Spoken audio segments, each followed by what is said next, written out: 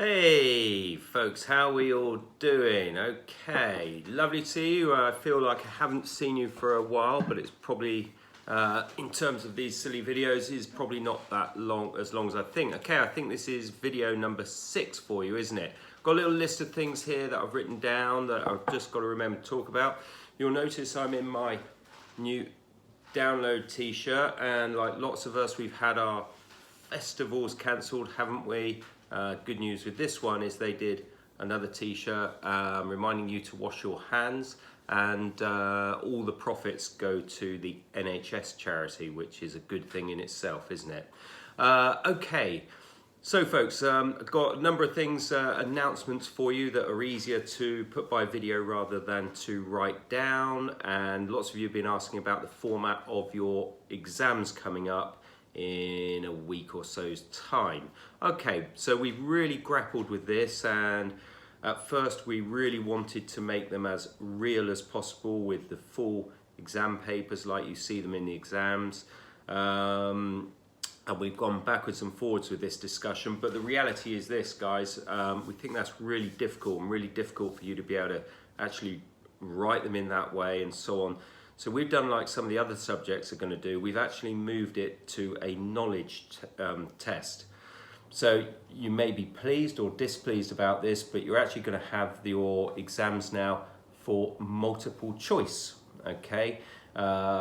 With questions, statements, definitions, whatever it might be, and number of answers to choose from, okay? So those exams, you know that you've got 2 exams. They're 1 hour each. On the first exam, we call it paper 1. You've got the topics that I've set, haven't you? You've got your research methods and memory. And on the other paper, paper 2, 1 hour exam, 2 topics, and you have approaches and psychopathology, okay?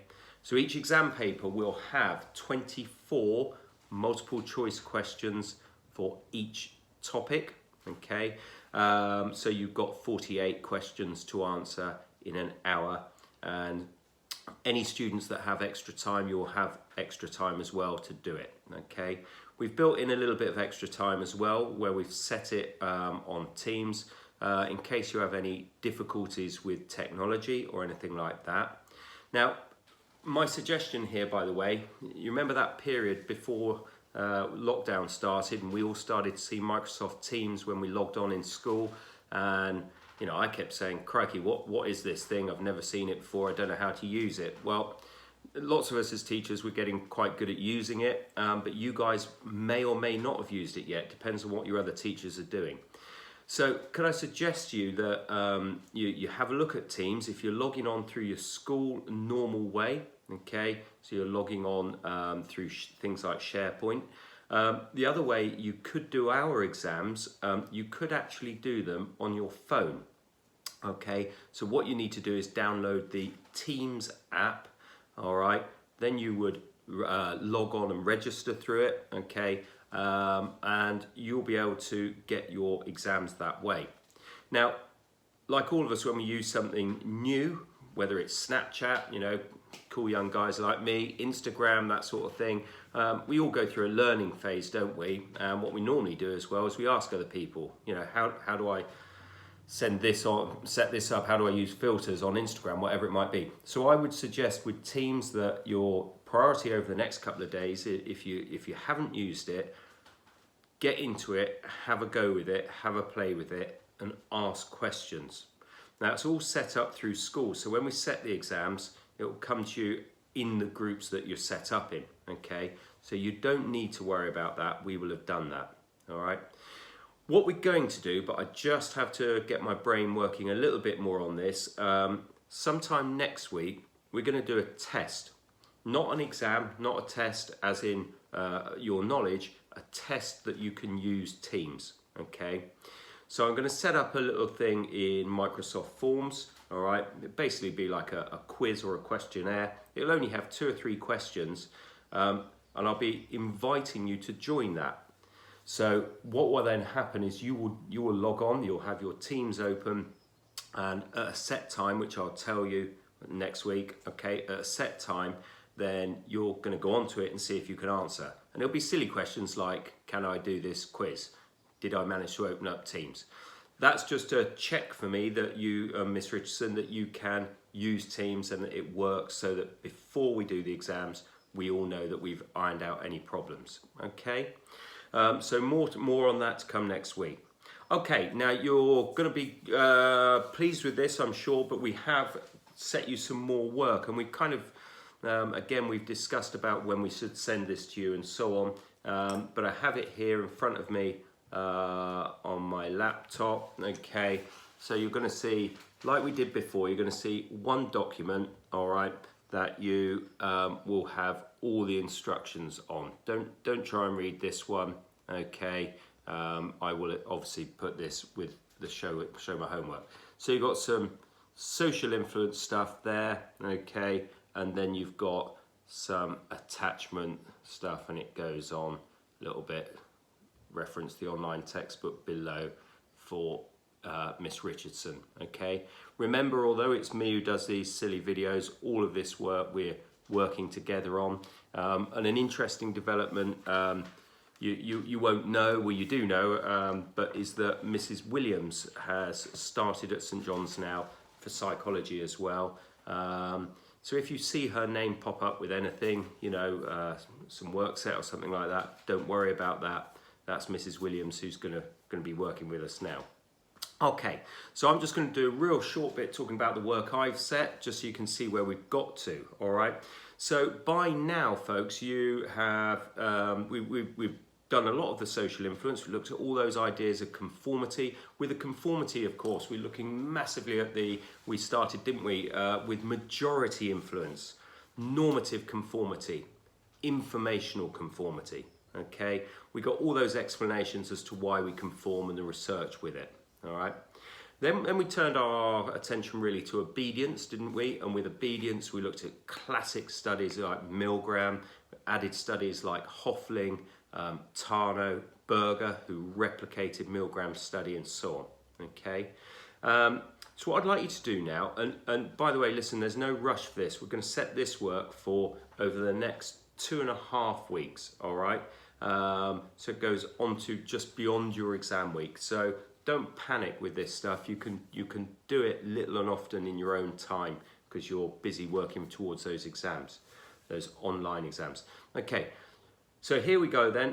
What I'd like you to do is a question about Stuart and test your knowledge of obedience. Okay, and with this question, I'm basically set up a little stem. Stuart is a guy in the army. He's a trainee. Interesting. Think of his hierarchy there, his position in the army. And Stuart has been given instruction to do an exercise across mountainous terrain, and he has been instructed by the officer not to stop to work with or help anyone else. During the exercise, he hears cries for pain. Hears, doesn't see. Think about that. Okay. Question is, will Stuart disobey? So it's a strange question, isn't it? It's about obedience, but the other way, about being disobedient. Will he disobey the instructions and go and help the other trainee who he can hear crying out for help? All right. Nice little 16 marker for you. Now, you can do this just as a plan, folks. If you did it as a plan, might be worth doing it. I like the format, don't I? 5 or 6 paragraphs. What are you going to put in paragraph 1? We're going to put in paragraph 2, 3, and so on. Key part of the question, it says, explain whether Stuart will disobey, okay, but with empirical evidence, empirical, research, proven evidence, okay? I know what you're thinking. Milgram, Hoffling, Bickman, uniform, and so on, all right? Now, with that question, 16 marker, okay, you would be looking, wouldn't you, of clear explanations of obedience, all right? Things like Stuart might be in an agentic state, okay, or he might already have been displaying graduated commitment. All right, so I'm going to leave that for you to have a go. If you want to do the full question, but I don't expect you to write it out in full, it's up to you. If you want to, you can email it to me and I'll take a look and give you feedback on that. all right? Okay, then you're basically going to go into a short, sharp area, okay? It's short on your course, and it's about dispositional explanations for obedience. Dispositional, sometimes referred to as internal.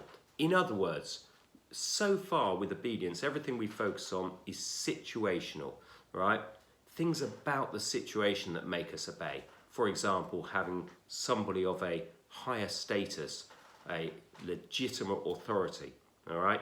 Well, they're in the situation that makes us obey. We've had things like proximity, okay, of the authority figure. Someone very near to us, more likely to obey, like Milgram talked about touch proximity. And this is just one explanation that you need to know on your course, and it's a dispositional one. So here it's saying obedience is not about the situation, but it's about the individual. In other words, your personality. So some people, and we know this, don't we? We can look around us. We know some people are very obedient all the time. Something about their personality makes them obedient. And other people are very disobedient all of the time. So the bit we're going to look at here is it's called the authoritarian personality type. The authoritarian personality type. This basically says our personality is often formed from strict, rigid, quite harsh parenting. Okay, that parenting that expects right from an early age absolute obedience. Okay, and we get studies from people like Fromm and Adorno, two names you won't know, but you will when you do this work, who then showed evidence that those who have that very strict upbringing, it influences their personality. Okay, makes them highly obedient themselves later on in life. In fact, there's a scale that measures this called the F scale, and the F standing for fascist. You know, think about what that term means, the word fascist, all right?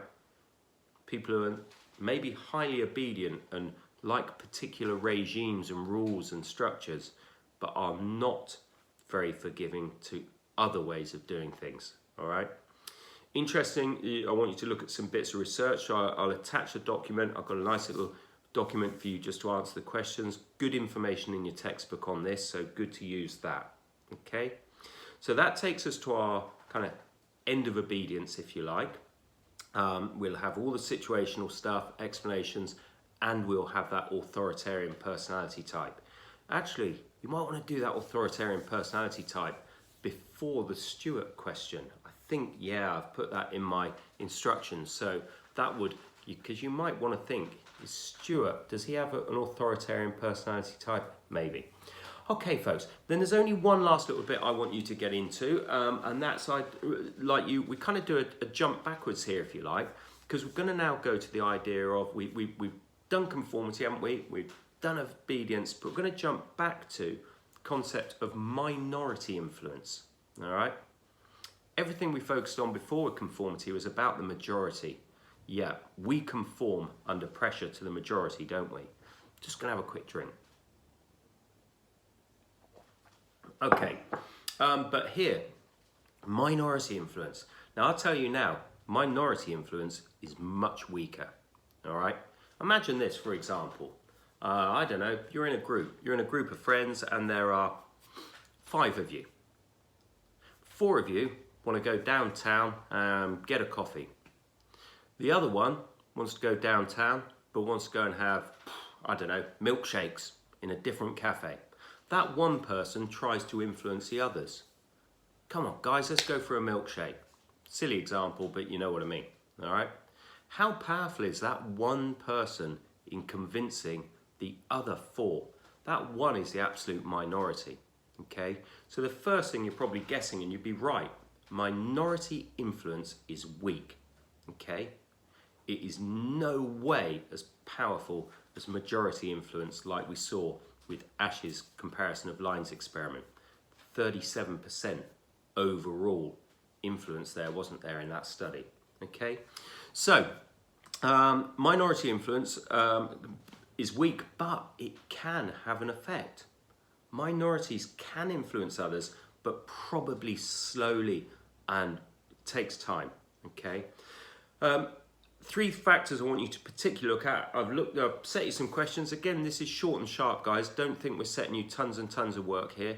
It sounds a lot the way I'm talking, but it's not. In your textbook, again, done some questions for you here about minority influence.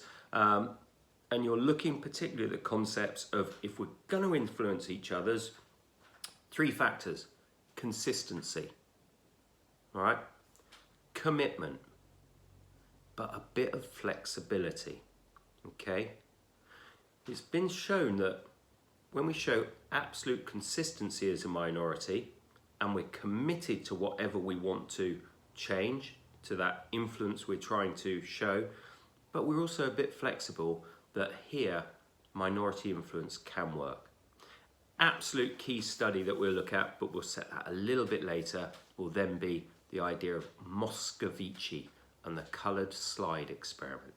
Okay, so there's a bit of work for you to do from me. Now, I'm going to talk in less detail, but just so you understand it. For attachment, Miss Richardson has sent you, again on the same instruction that I just showed, about Bowlby's monotropic theory, okay, and explaining attachment from a particular point of view. It's a particular theory about attachment. Attachment's fascinating, isn't it? Early attachments and why we make them. I was watching a nature program last night. I love them. Okay, don't know if anyone's been watching ones at the moment about monsoon season. Brilliant. Okay, and I watched a little baby monkey. Okay, a rhesus monkey it was, and how rapid its attachment was to its mother. And it just got me thinking about, wow, the bond, that attachment between a mother and its baby. Okay.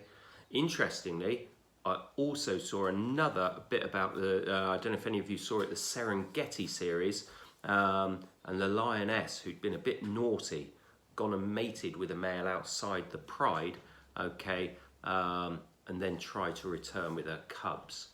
And guess what? The male, what do you call him? The top lion, male lion of the pride, was not impressed. Okay, no attachment to those babies. So Miss has set you some lovely work there, some nice little bit, nice experiment by the way about the still face experiment, some nice YouTube links.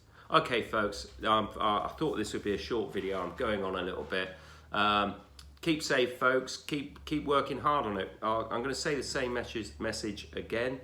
Everything we're doing here is important. Your online exams are important. Every fact, every study, every theory, every explanation that you revise and you learn for that is really important, isn't it, for long term, all right? Okay guys, keep safe, be good. Looking forward to seeing you sometime in the near future. Take care.